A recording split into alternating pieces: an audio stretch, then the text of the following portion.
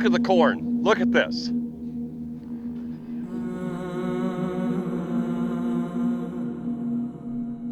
Absolutely amazing.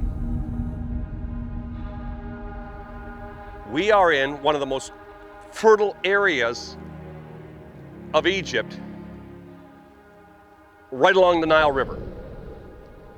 So all of the black dirt that you see here has been deposited by the Nile flooding for millennia. Now take a moment, just pick up some of this dirt. Look at that. Look at that. Now you put some water on this, listen. You pick up sand and you put water on sand, you get wet sand. You pick up this and you put water on this and you have the most fertile soil.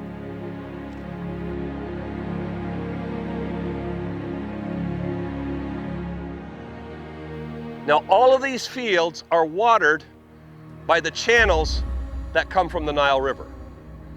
The watering of these crops, all the green that you see, none of it is a result of rainfall. It's all a result of irrigation. Egypt is watered by the Nile.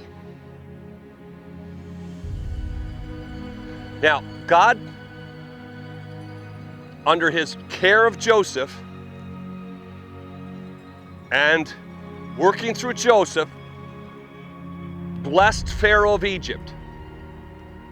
Pharaoh of Egypt at that time, after the 7 years, fat years, and after the 7 lean years, wanted to bless Joseph. And so Joseph's family came, and Pharaoh wanted to bless them, so Pharaoh gave them the most fertile part of Egypt. That's what the text says, the most fertile part of Egypt.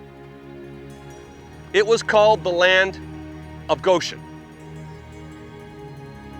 Now, the Land of Goshen is north of us and east of us.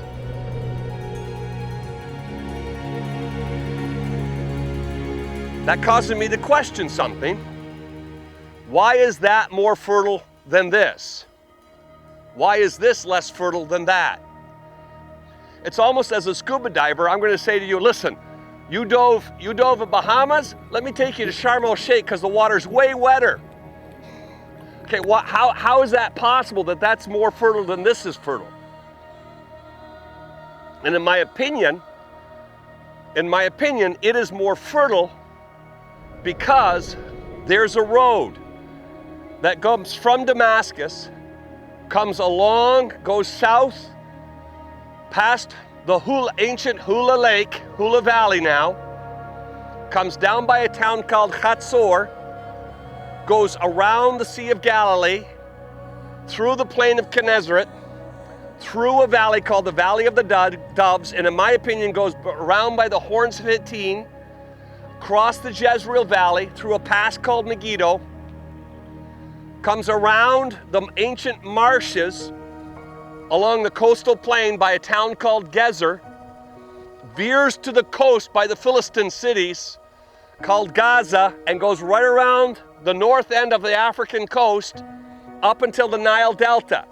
Then it goes along the Nile Delta on the east side all the way to the ancient city of Memphis. And once it hits Memphis, then it's on the most important trade route in Egypt, which is called the Nile River.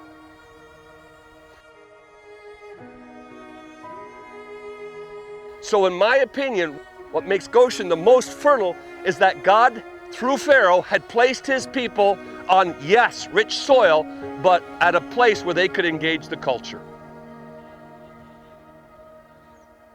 So the children of Israel, Joseph, his brothers, and their descendants, the book of Genesis tells us 70 in all, that small family, that clan, was placed in Goshen.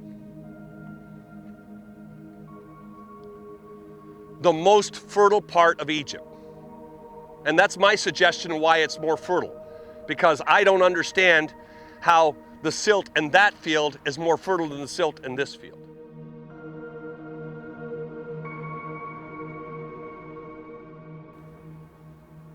Now, this fertile soil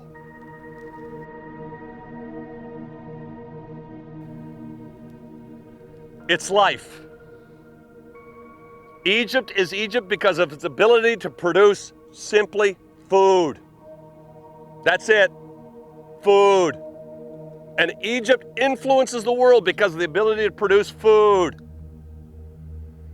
But now here's the question. What does Goshen mean? Are you ready for it?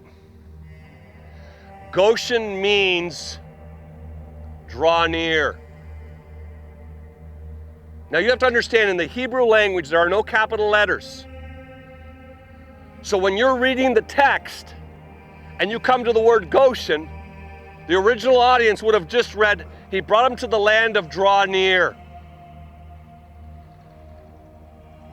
Now here's my question. What are you going to draw near to? Are you going to draw near to the blessing? This rich soil? Or are you going to draw near to the one who blesses? The one who gave you this? If you think that Pharaoh gave Joseph this land, I'm telling you, you're not looking close enough. This is where God brought his people.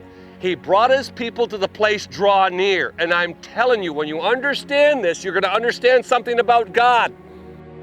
In my opinion, justice and righteousness, before they were theological terms, they were economic terms. And Abram was just and righteous inasmuch as he imaged God to his culture at his time. The way God intended to be imaged through his image bearers. God says to Abraham, listen, I've blessed you to be a blessing. And the blessing of this land is a gift from God. It's called the Land of Goshen. But what are you going to draw near to? Are you going to draw near to the land, to the blessing, or are you going to draw near to the one who blesses?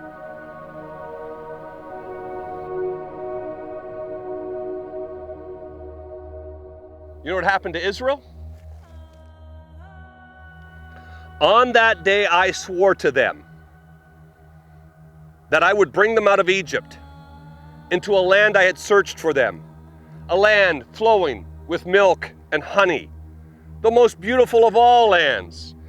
And I said to them, each of you must get rid of the vile images you set your eyes on, and do not defile yourselves with the idols of Egypt.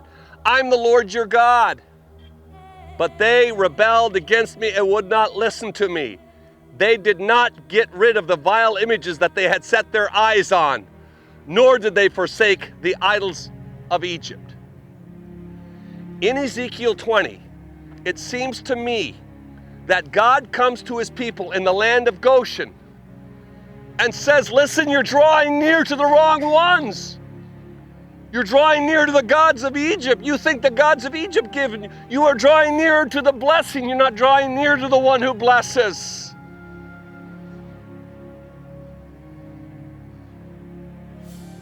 And now I understand, in part, in my opinion, why God had to use the plagues. Because the plagues are a polemic. They're an argument. God is defeating one Egyptian deity after another Egyptian deity after another Egyptian deity. Because his people, they're drawing closer to the blessing rather than they did to the one who blesses.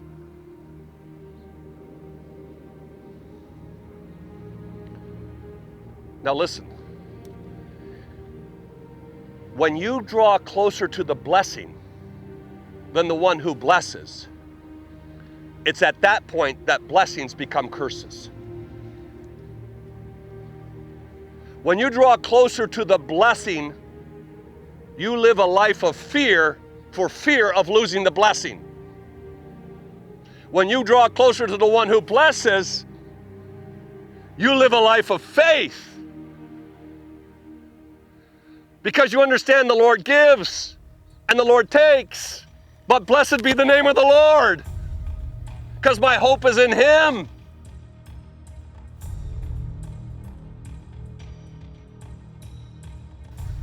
How much in my life do I live out of fear? And how much of my life do I live out of faith? Am I in fear of losing my job? Am I in fear of losing my kids? Am I in fear of losing my health? Am I in fear of losing my money in the stock market? Do I live my life in fear? And if you live your life in fear, one of the things that tells you is that you're too close to the blessing and you're not close enough to the one who blesses.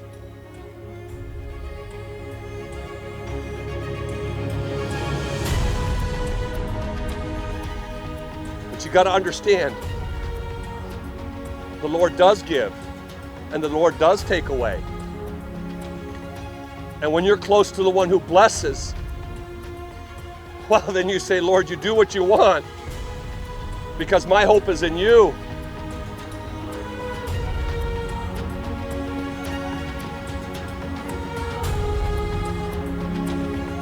I'm telling you, God puts his people in the land of Goshen, the land of draw near. And the challenge for God's people always is, what are you going to draw near to? The blessing or the one who blesses?